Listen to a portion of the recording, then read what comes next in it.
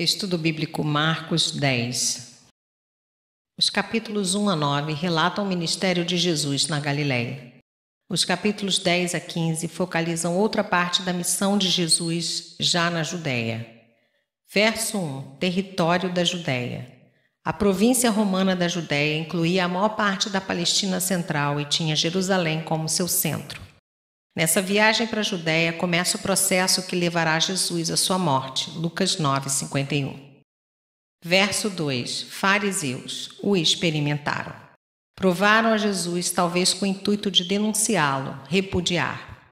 A pergunta vaga pode ter referência à atitude pecaminosa de Herodes, que tinha uma relação com a mulher de seu irmão Filipe. Herodias era filha de Aristóbulo, um dos filhos de Herodes o Grande. Outros filhos de Herodes o Grande incluíam Herodes Antipas e Herodes Filipe, filhos de diferentes esposas. Depois de casar-se com seu meio-tio Herodes Filipe, Herodias o deixou para manter uma relação adúltera com o irmão dele, Herodes Antipas. Tal era o comportamento moral silencioso da dinastia de Herodes, contra o qual João Batista pregava. Levítico 18, versos 16 e 20, e que teve o fim conhecido. Além disso, era uma discussão conhecida entre as escolas dos fariseus. Os escribas que seguiam Hileu defendiam que um homem podia se divorciar de sua esposa por qualquer motivo. Os seguidores de Shammai, por outro lado, insistiam que o divórcio só era legal em caso de adultério. Mateus 19, versos 3 a 12. Verso 3. Que vos ordenou Moisés? Tanto Jesus como todo judeu convicto reconheceram a autoridade da Bíblia. Cristo não nega o ensino de Deuteronômio 24:1, mas expõe o significado real da lei. Os fariseus falharam não distinguindo entre a vontade absoluta de Deus e sua permissão, que levava em conta a pecaminosidade dos homens. O divórcio jamais contou com a aprovação de Deus, a não ser como o menor entre os dois males. Verso 5. Dureza do coração. Grego esclerocardia, termo bíblico não usado em sentido secular. Denota a persistente rebelião do homem contra Deus. Verso 8. Uma só carne. Trata-se aqui da formação de um novo tipo de relação familiar. Gênesis 29:14, na qual o amor e a vida conjugal são exclusivos. Efésios 5, versos 30 a 33. Verso 9. Portanto, o que Deus ajuntou. Jesus acrescentou mais uma razão para a inviolabilidade do casamento. Deus ordena o casamento e, portanto, ele não deve ser rompido pelo homem. A santidade do casamento fez parte da intenção divina na criação. Verso 11. Comete adultério. Por meio apenas dessa passagem bíblica, ainda não podemos saber se Jesus admitiria um novo casamento, no caso de infidelidade da parte do outro cônjuge. Mateus 19, versos 3 a 12.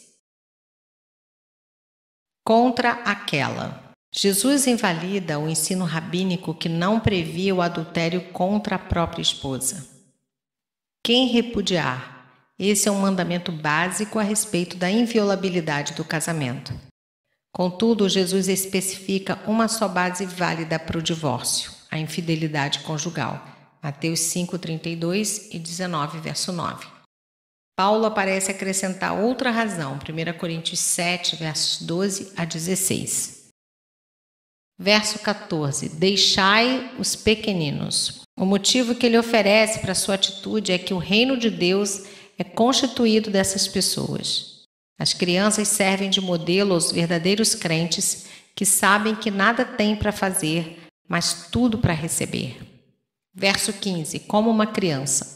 Só aquele que receber o reino de Deus como um dom gracioso poderá gozar dos seus privilégios. Efésios 2, versos 8 e 9. Verso 16. As abençoava. Receber a bênção de Deus significa ser chamado pelo nome de Deus. Gênesis 48:16, Números 6, 22 a 27, e ser incluído nas bênçãos da aliança.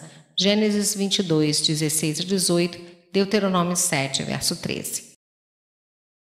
Versos 17 e 18. Bom mestre. Só Deus é bom no sentido absoluto, onibenevolente.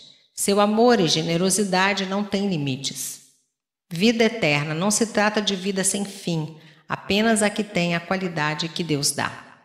Verso 21. Só uma coisa. Jesus mostra-se interessado apenas com o motivo da piedade. O amor a Deus acima de todas as coisas, o primeiro mandamento. Deuteronômio 6,5 e Mateus 22,37. Faltando ao homem a total justiça que Deus exige, ele permanece condenado. Verso 23. Dificilmente entrarão os que têm riquezas.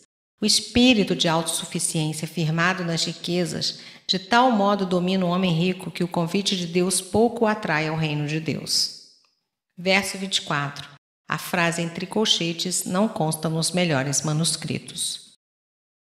Versos 25 e 26. Camelo pelo fundo de uma agulha. Não existe evidência decisiva que demonstre que o fundo de uma agulha realmente significasse uma diminuta porta do muro de Jerusalém.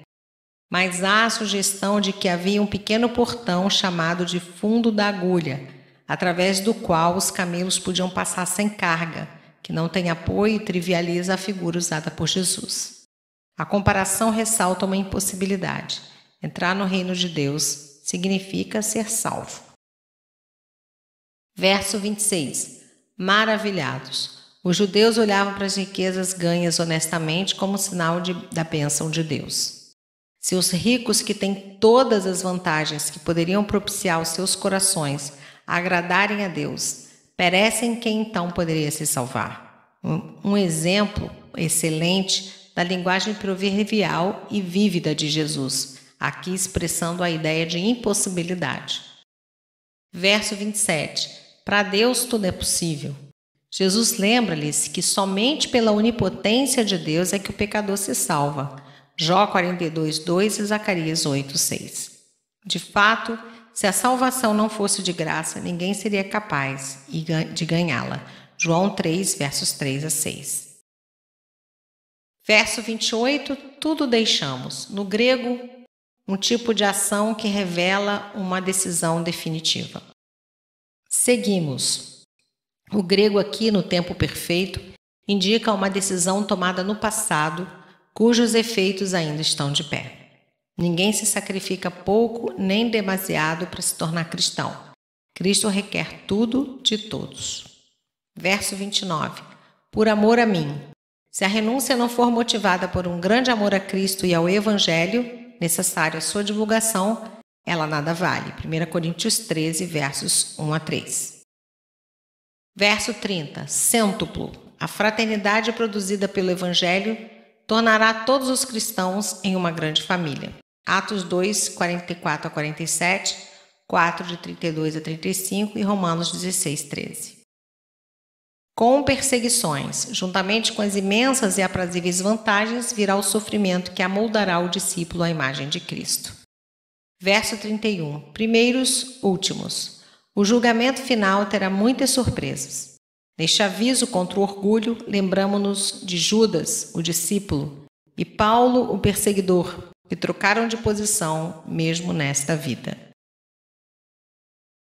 Versos 32 a 34. Comparando-se essa predição com as anteriores, encontramos vários detalhes, todos cumpridos nos últimos dias do ministério terreno de Cristo. Verso 35. Tiago e João. Ver capítulo 1, 19 e 3, 17. Em Mateus 20, 20, é a mãe deles que faz o pedido. Assim, aparentemente, toda a família estava envolvida. Verso 37. Direita, esquerda. É notável a ironia. Quem acabou ocupando essas posições na hora do triunfo de Cristo na cruz foram 2 ladrões. Capítulo 15, verso 27. Verso 38. Cálice, batismo. O cálice pode representar sofrimento ou bênção. O batismo também pode significar sofrer a ira de Deus, Salmo 69, 15. Em Salmo 23, 5, 75, 8, Isaías 51, 17, etc. O cálice significa a experiência que Deus dá aos homens. Marcos 14, 36 e Lucas 12, 50 mostram que Jesus aqui fala de sua morte. Verso 39. Podemos. Só no sentido mais amplo da palavra é que os discípulos podem morrer e sofrer como Cristo fez. Atos 12, 2 e Apocalipse 1, 9. Verso 42. Seu domínio, do grego katakuriou, dominar como Senhor. Só Cristo é Senhor da sua igreja. Ninguém que se nega a compartilhar da humildade de seu espírito é digno de servi-lo. Verso 43. Será esse o que vos sirva. Sirva, do grego diáconos, serviço voluntário com interesse voltado para os outros. Verso 44. Servo, do grego doulos, serviço obrigatório. Pertencemos à comunidade e não a nós mesmos. Verso 45. Filho do homem, Lucas 9, 22. Esse título messiânico une-se aqui como de servo sofredor que Isaías prediz que morrerá por muitos anos. Isaías 53, versos 11 e 12. E que dará sua vida em resgate.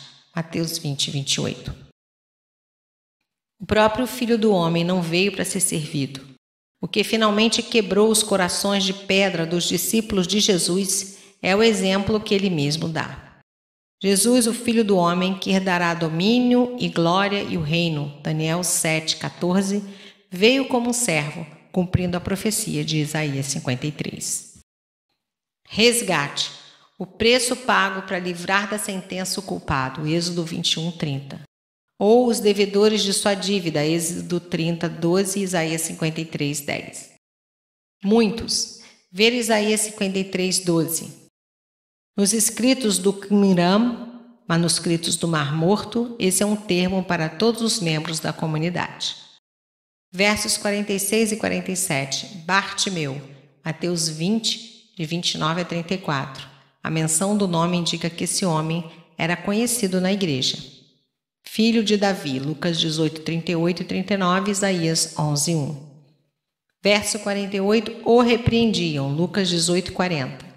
Nota-se a grandeza do coração de Jesus em capítulo 9, 38, 10, 13 e 14, Lucas 9, 51 a 56 e João 4, 27.